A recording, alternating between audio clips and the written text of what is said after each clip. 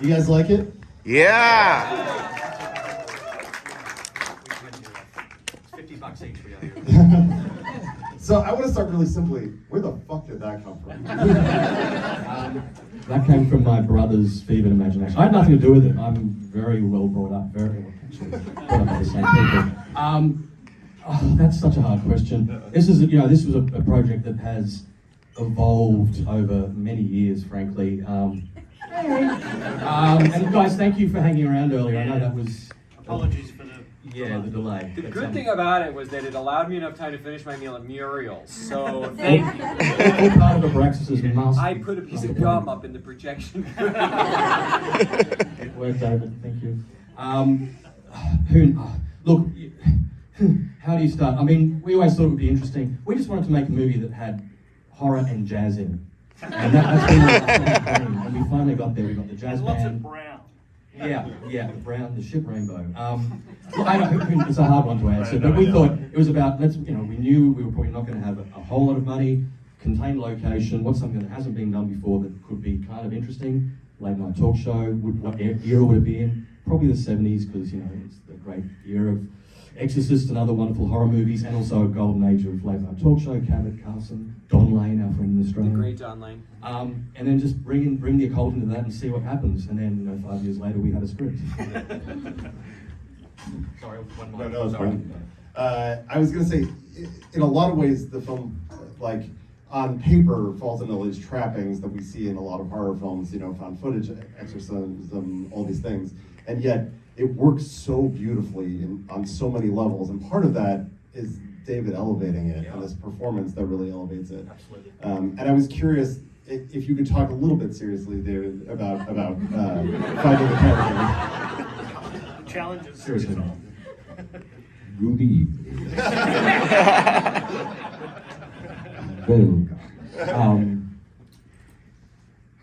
When I first saw the lookbook that the brothers had put together, I was really moved.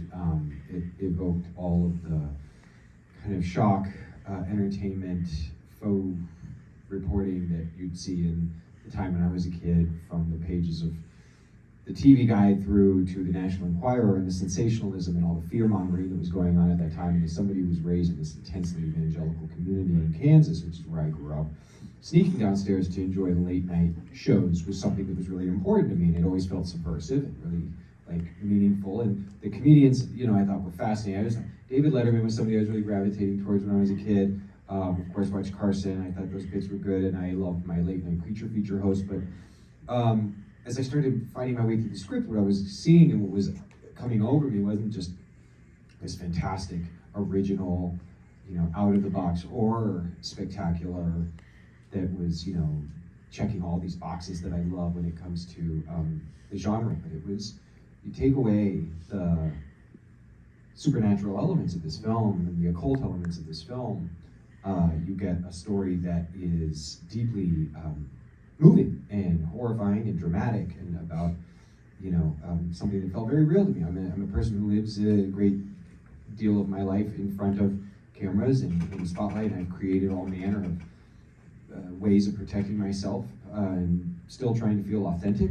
I think the way that Jack did, and I think that the inspiration of real people who have come to the verge of pushing themselves and breaking certain bonds and boundaries within their own, ethical, moral compasses for the sake of success, capitalism, commercialism, just self-validation. I mean, it's not always shameful to be an ambitious person. It's a thing we really shit upon in our society, and yet everybody's supposed to be ambitious, but then if you are, you're like, oh, you're fake, you're selling. It's this crazy, gross, weird soup that I live in as somebody who's trying to exist in show business while at the same time be an authentic artist. And they wrote this guy so great, and I've had that. I've had those moments in my life where I came to the tethering tear and started to kind of separate what was really happening around me as to what I thought might be actually happening. And that's a scary place. So wanted to go there, and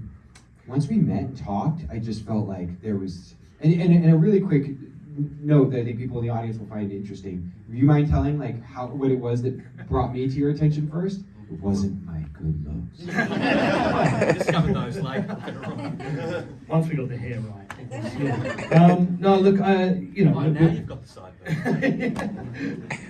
But I mean, we'd obviously loved David's work and everything we'd seen him in, and just always compelled and captivated by his performances. But I think maybe what you know influenced our decision was I was reading Fangoria one day, and I think we have some Fangoria people in the audience here tonight. Phil Noble, and David had written an article about regional horror hosts. And it was just such a wonderful article, and it's just a world we're both really interested in, and I thought, well, he's got to be a great fit for this role. He would understand the world and that character, and so that kind of triggered it, and then it was just unanimous between all of us and the producers, and and we just had to have. We just had to win him over. I'm going to open it to the audience. There's a lot of people here. I'm sure there are people with questions. We'll start with here. Was Jack aware of the Bohemian Grove deal at the time of the recording, or had it been wiped? So the question was Jack aware of the Bohemian Grove deal at the time of the recording, or had it been wiped? We're not at liberty to discuss those matters. That's sort of a personal matter for Jack. He may have his own views on that, and we hope that everyone can walk out of the cinema having their own take on what may or may not have transpired in the redwoods of Northern California.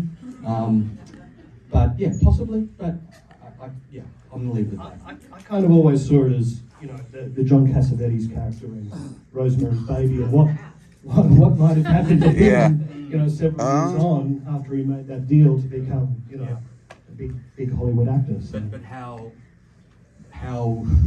conscious was he of the fact that he was making a deal, or is it something was it a memory that he's managed to suppress over the years, and the possible consequences with Minnie? Is that something he's managed to just become willfully blind to? I mean, these are all questions that we would ask ourselves and we talk to David about, and David may well have a slightly different interpretation, which is cool. And I like the audience making Eric. Good question, but I like you making the decisions for yourself, because I think one of the great things about the script and the film that these guys construct is they just still leave a lot to you to think about and mull over, and I'm not going to give you all the answers, but the nuance of the horror of this kind of thing, disassociation, nervous breakdown, the pressures of business, whether it's show business or whatever business you happen to be in, I'm sure you can relate to it in some way. And also the grief, the trauma of grief, and losing somebody that you love. You'll never feel like you did enough by that person, whether you actually did or not. And that's really, really hard. I live with that guilt constantly, and I have got to tell myself, I know I did enough for the people I love who I've lost, and I think,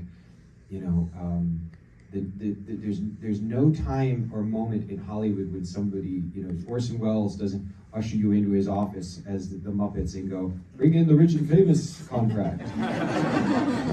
But there are all these micro moments where you're tested, and your moral and ethical point of focus gets challenged. And that's real. That's something I absolutely believe in. From the first time somebody wanted to sign me and asked me to change my last name because of whatever reason, that it was too ethnic. And by the way, it's pronounced this small chin. But that's just one dumb example of, I could give you, sit here all night and talk about that, but it's complicated, Eric. Right here. What was the choice to go black and white for those first few commercial segments, and then at the end, when his world is sort of falling apart, to be colorized? So the question was about the choice in changing formats, because the commercial segments are in black and white, but then the end is kind of this beautiful scope color. Yeah. Look at this. Can I be honest with alabaster. Would you? There was, we just thought it was cool. Is the simple answer. But no, there was. We can intellectualize it all we like, but ultimately the show is what it is. It's 4:3. It's in color. It's slightly degraded because it was analog. So we went with that look very deliberately. The commercial breaks, though, to be honest, we made that decision in post. We were never quite sure which way we'd go. And we just like the idea that to really reinforce the documentary idea that it might be black and white. They were still shooting docos, especially, and we were there are some hints there that we're sort of suggesting that there's this French documentarian that's filming the backstage stuff, and they've also shot some of the Diabo material, the earlier segments. So we're saying there's maybe a link there. I think also to just Give you guys a relief from the shit rainbow, as we call it. That brown orange palette. Yeah. we felt that the audience would only be able to tolerate so much of those colours. Yeah, so there were many reasons for it, but it just felt, ultimately, it's just one of those instinctive things that felt right, and hopefully, you guys think it works. Thank you. No worries. Back here. Who's operating the camera in that last move? So the question is, who's operating the camera in that last move? Did you have an interpretation on we need answers. We do need answers. Great question. I mean, our thought was, once we go, we like the idea that at the end you're not quite sure whether this is what actually went to air, or it is we're still within the midst of Carmichael's hypnotism, or have we just entered Jack's psyche? As he's sort of unraveling before us. So There's also Gary. Gary shot. The one guy that didn't run out of the theater when everything went down. Gary was like, fuck, I'm getting a Pulitzer for this. Keep the cameras rolling. Gary's committed to the craft and cinematography. Gary went on to do some sitcom streams and very solid cook. But shout out to Matt Temple, our DP, who was amazing. Yeah, we're actually, the dolly shots were all done on a vintage, like a 70s Italian dolly. Yes. Cine shape there. It was just It was one guy so with cool, man. Yeah. It was amazing. That's who shot the last shot, the DP. Yeah. In the back there. Or the devil. Yeah, Maybe it was a in the Braxis. picture. If everything did play out as we saw it, how did this reverberate through Hollywood afterwards? If everything did play out as we saw it, how to reverberate through Hollywood afterwards. You don't know the story? Guys, you've got to do your research. Gotta wait for part 2. All shall be revealed. Yeah, that's one we're going to leave for you guys to decide. It was part of David's article. In Yes, Paper. yeah. Right here. So, as somebody who was raised to not look at winged witches that you people call owls in the eyes, was the choice of Abraxas specifically and the owl of the mascot of the show, was all of that? Was there some sort of mythological research that you did? Was that on purpose? Did you create that? Did you use that on that specifically for any reason? So the choice of the Brexit and the owl and the logo for the show. From column A. It's a lot of we did do a lot of reading on Abraxas and Gnosticism, and Lilith being a sort of evil goddess within that sort of mythology. So there was a bit of that, but then we just absolutely took dramatic license with all those things, a little. He's a David Lynch fan in that. Again, I always chose to look at it through that lens as well. I love that, The owls. They're not what they say. They are not what they fucking seem. Yeah, I mean, we did a lot of reading, but to be honest, once we've researched it, written it, it's like, now it's just, that's our story, that's our world. It's got its own sort of mythology to it, so thank you. Let's go down here. First, I want to say I love this movie. This is one of the best movies I've seen at this festival. I love your little cameo, the sort of Orson Welles looking guest in the montage.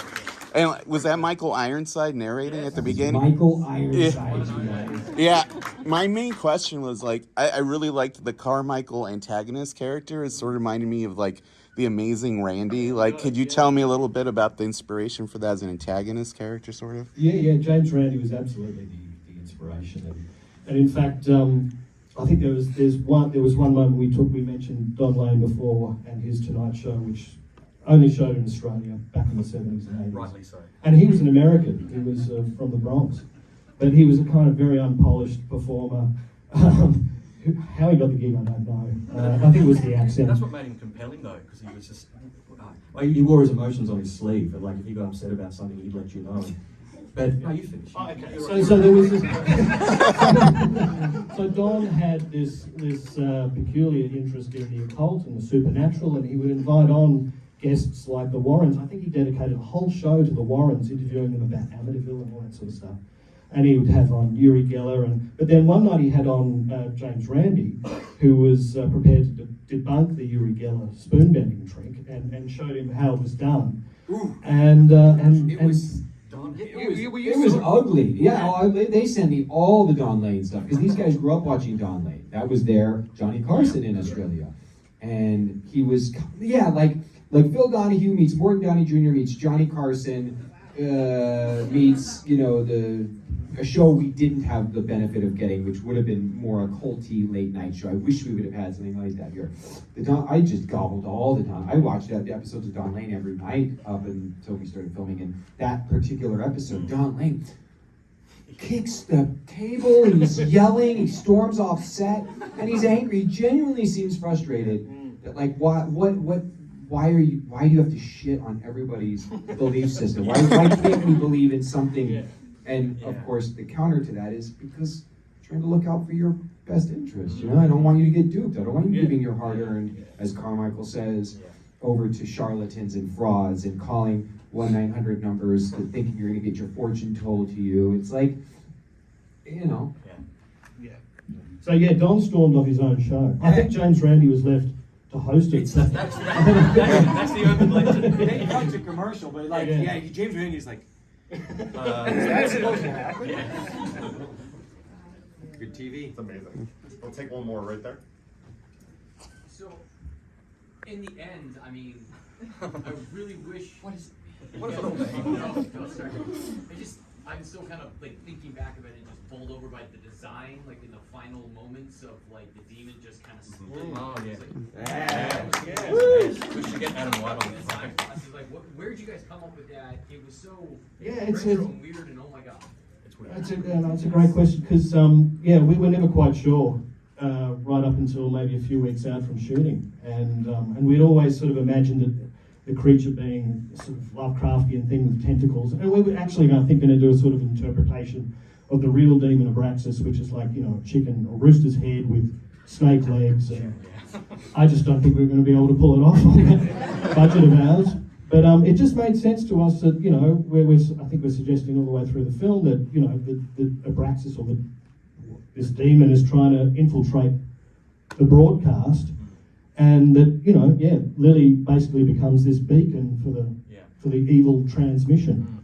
So once we sort of settled on that idea, I think it became kind of easy to sort of figure out what it might look like with the head splitting open and those broadcast rays or whatever they are coming out of her head.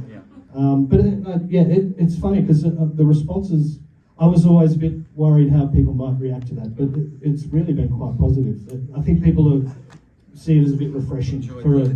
What a gift as an actor to get to play with practical effects like that as well. I mean, the makeups that were done on, the actors when they're all of that shit going crazy. At the end, it was like, oh man, her head splitting. She was walking around set. There was like a green patch right here where they knew there were going to be some effects, but she was her head was split out, and she's the sweetest kid. This actor, she's so gifted and talented. I think she did such a great job in the film. She was like babysitting my kids on the weekend. Having seen that film, I would never let her babysit. She was actually possessed. On that note, we have to wrap up and hand over the theater, but I want to thank you guys so much for coming. Please don't forget to vote for the Audience Award, and thank you guys so much for being amazing audience.